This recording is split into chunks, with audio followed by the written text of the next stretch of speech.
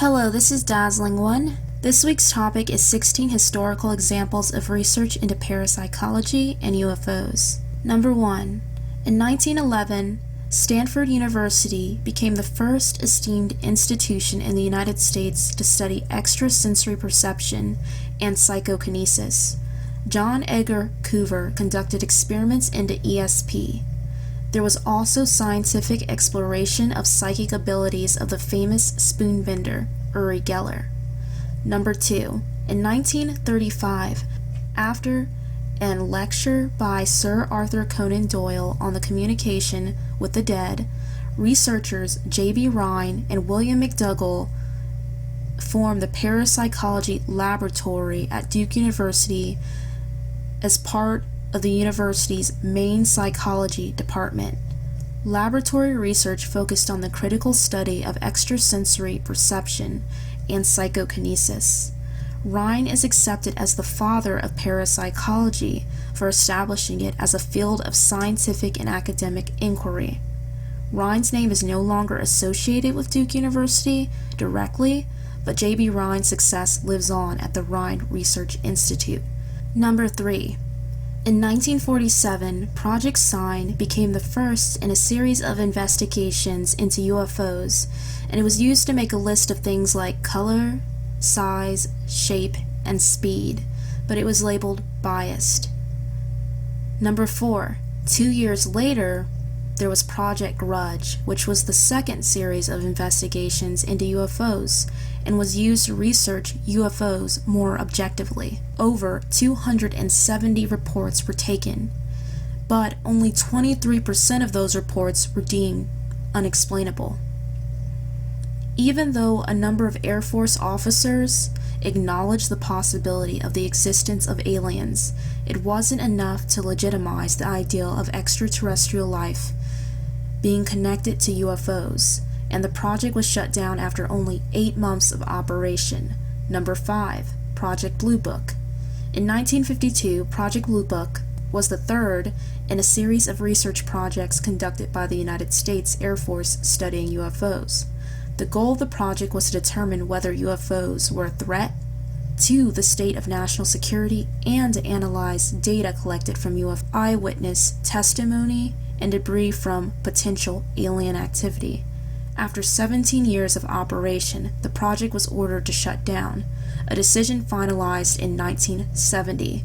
The study concluded that there was nothing anomalous about UFOs. They were not a threat to the national security of the United States, and there was nothing about UFOs that indicated a connection with alien life forms. Project Blue Book collected over 12,000 reports of UFO experiences, many of which were demystified and attributed to natural causes.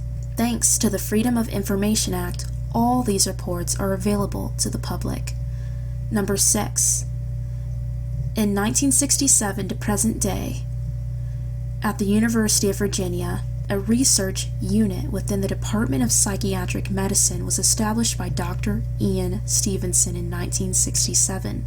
The division is still going today, holding the field of parapsychology afloat in North America as one of the only universities sanctioned in paranormal research programs remaining in the United States. The DPS research has explored reincarnation, most specifically through its focus on children who claim to remember past lives, near-death experiences, apparitions, and after-death communications, altered states of consciousness, as well as many other psychic experiences. Number 7. Between 1968 and 1978, at the University of California, Los Angeles, for 10 years, their Neuropsychiatric Institute studied clairvoyance, telepathy, haunted houses, and Carolian photography. There was also a side development group between 1971 and 1980, which attempted to help normal people develop psychic abilities. The lab operated on the 5th floor of what is now the Semel Institute. It existed by effort of a small group of volunteer researchers, including Dr. Barry Taff and Carrie Gaynor. There was also an investigation into real-life poltergeist activity. Unfortunately, the toll of political tension and pressure from the unapproving university administration over ongoing media attention forced research to conclude abruptly. Today, the Somel Institute officials deny that the lab ever existed. Other than a few flyers advertising the parapsychology classes, which were taught on campus by the researchers, no evidence of the lab exists. Number 8. Between 1979 and 2007, the tiny basement of Princeton University's engineering building was home to Princeton Engineering Anomalies research, otherwise known as the PARE project. The aim of the project was to determine whether there was a factual basis for extrasensory perception and telekinesis.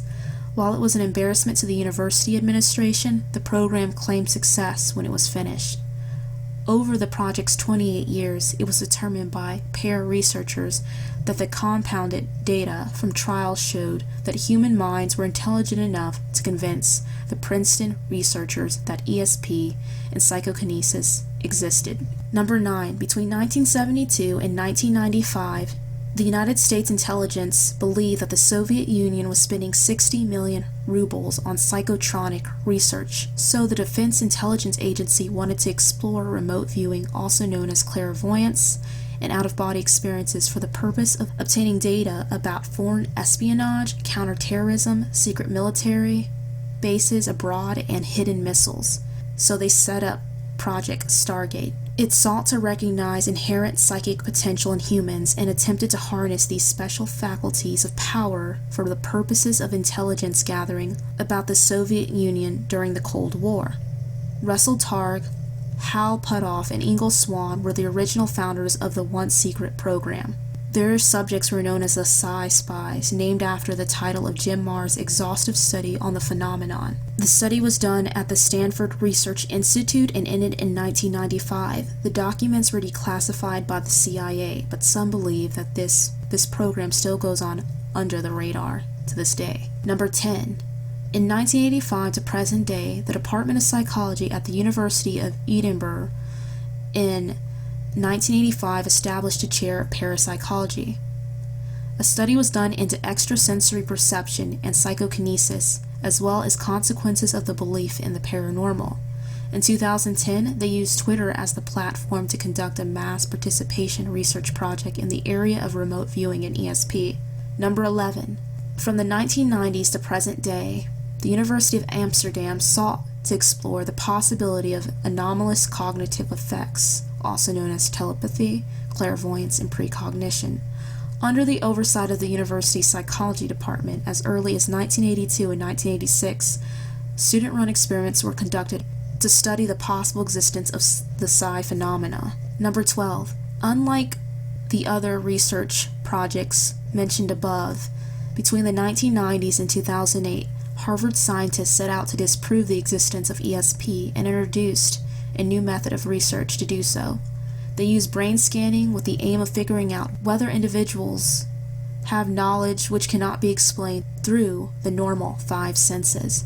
Although researchers admitted that the project's results didn't disprove the existence of ESP, they assert that their findings provide the most persuasive evidence against the existence of ESP.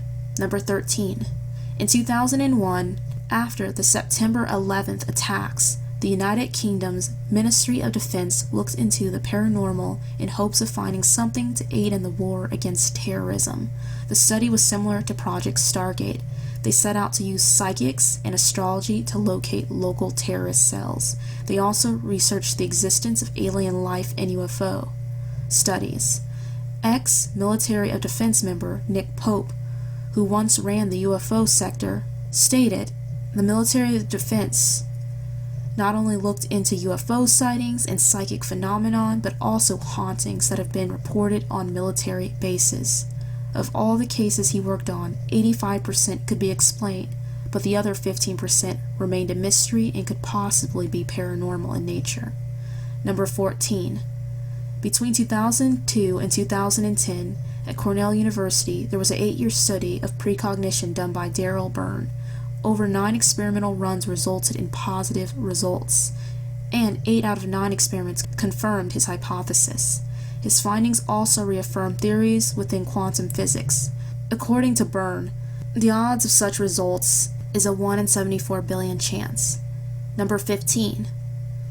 From 2003 to present day, the University of Adelaide in South Australia, Division of Anomalistic Psychology Research Unit, was the brainchild of respected parapsychologist Lance Storm and his colleague Dr. Michael A. Thalbo.